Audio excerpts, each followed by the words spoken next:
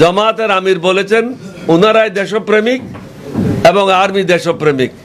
তা আমাকে জিজ্ঞাসা করলো, আপনি কি দেশপ্রেমিক না? আপনি তো মুক্তিযুদ্ধ শুরু করেছেন। আমি তাকে উত্তর দিলাম, প্রত্যেকটা জিনিসের উত্তর দিতে হয় না। জাতীয় রাজনীতি করতে গেলে অনেক জিনিসগুলি নীরবে সহ্য করতে হয়। কামড়া কামড়ি করলে আমরাই ক্ষতিগ্রস্ত হব। সরকার যারা আছে তাদের ক্ষমতা দীর্ঘায়িত হবে এবং হাসিনা ফিরে আসার পথ সুগম হবে। হাসিনা মানে হাসিনার লোটা বাহিনীরা আবার ফিরে আসবে। লোটা বাহিনীরা তো আপনারা দেখেছেন সচিবালয়ের অভ্যন্তরও তারা স্যুট কোট পরে সরকারের বিরুদ্ধে মিছিল করেছে। এই সাহস পায় কোথায়? লোটা বাহিনী থাকার কারণে। ডক্টর ইউনূস যদি প্রথম রাত্রে 2020 সালে 2018 সালে যে সমস্ত টিএনও, যে সমস্ত ওসি, যে সমস্ত ডিসিএসপি দায়িত্ব পালন করেছে তাদেরকে যদি বরখাস্ত করত, তাহলে এই দিন ডক্টর ইউনূসকে দেখতে হতো না।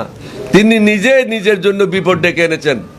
লোটা বাহিনীর সদস্যরা যারা সচিব ছিল, যারা হাসিনাকে বলেছে, যে সমস্ত ব্যবসায়ীরা বলেছে এখনো আপনার সাথে আছি, বিগত দিনেও ছিলাম, মরার পরেও থাকবো, তাদেরকে তো আমরা রাজনীতিবিদের শেল্টার দিচ্ছি। তাদের থেকে আমরা টাকা নিয়ে তাদের পাশে আমরা অফিস করছি। তাদের অফিসে আমাদের লোক থাকছে বিভিন্ন রাজনৈতিক দলের। এটা নির্লজ্জভাবে এই কাজগুলি করা হচ্ছে। না হলে বড় বড় ব্যবসায়ীরা যারা হত্যাকাণ্ডের সাথে জড়িত, যারা এই দেশের মানুষের সম্পদ লুণ্ঠন করেছে, তাদের বিরুদ্ধে তো কোনো ব্যবস্থা এখনো নেওয়া হয় নাই।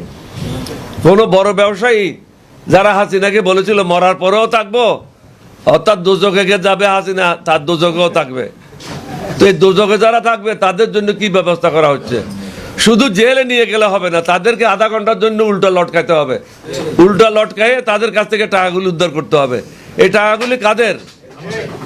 এই টাকাগুলি জনগণের। জনগণের টাকা উদ্ধার করার কাজ এই সরকারের, কারণ আপনারা দায়িত্ব নিয়েছেন। আপনাদেরকে জনগণে বলে নাই, আপনারা ছাত্রদের কথায় দায়িত্ব নিয়েছেন, আপনারা 2-1 অ্যাডভাইজারের কথায় দায়িত্ব নিয়েছেন, আপনারা আমাদের সাথে পরামর্শ করেন নাই। আমরা যারা দেশ চালানোর অভিজ্ঞতা রাখি, আমাদের সাথে কোনো আপনারা আলোচনা করেন নাই, মত বিনিময় করেন নাই। সুতরাং আপনাদেরকে জবাবদিহি করতে হবে, তাদের কাছে টাকা উদ্ধারের জন্য ব্যবস্থা নিতে হবে।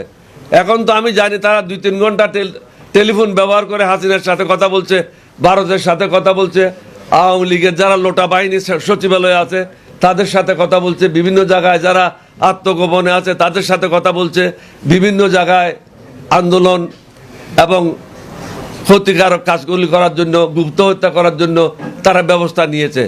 তারা আমার যে সংবাদ, মার্চ পর্যন্ত তারা অনেকগুলি এই ধরনের ধ্বংসাত্মক কর্মকাণ্ডে লিপ্ত হবে। সুতরাং সরকারকে সতর্ক করে দিচ্ছি। আমি উত্তর দিয়েছি, তুমি যদি না বুঝে থাকো এটা দুঃখজনক।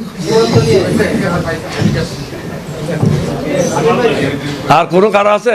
নাই। Thank you. 1 মিনিট, পিছনের থেকে কে বলছে বলেন।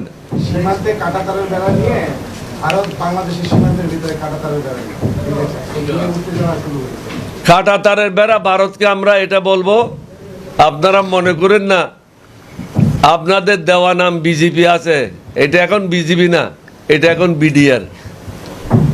সুতরাং কোনো অন্যায় কাজ এই দেশের 18 কোটি মানুষ মেনে নেবে না। আমি আগেই বলেছি আমাদের সৈনিক সংখ্যা হচ্ছে 1 কোটির উপরে। 10 দিনের ট্রেনিংয়ে 1 কোটি লোক যুদ্ধের জন্য প্রস্তুত হবে। সুতরাং আমাদের সাথে ফাজলামি করে কোনো লাভ হবে না। আপনাদের কাজ আপনারা করেন, আমাদের কাজ আমরা করি। আমাদের উপর মাতবরি করবেন না, আমাদের সাথে বন্ধুত্ব করেন, আমাদের জনগণের সাথে। সরকারের সাথে বন্ধুত্ব করলে কোনো লাভ হবে না। সরকার আসবে, সরকার যাবে, জনগণের সাথে সম্পর্ক করেন। ভারতের পেঁয়াজ এবং চাউল ছাড়া দিব্যি ভালোই চলছে বাংলাদেশ, কোনো অসুবিধা তো হচ্ছে না। ভারতের মুরগি ছাড়া তো বাংলাদেশ চলছে, ভারতের গরু ছাড়া তো বাংলাদেশ চলছে। সুতরাং ভারত থেকে আর গরু, মুরগি, আন্ডা এগুলি আনার কোনো প্রয়োজন নাই, চাউল আনার প্রয়োজন নাই। বিকল্প রাস্তা খুঁজে নেন, পেঁয়াজ আনার দরকার নাই। নিজের দেশে উৎপাদন বাড়ান। চাষাদের, কৃষকদেরকে বলবো নিজের দেশে উৎপাদন বাড়ান। জাপান যদি 6 গুণ বেশি উৎপাদন করতে পারে, আমরা 2 গুণ বেশি কেন উৎপাদন করতে পারবো না?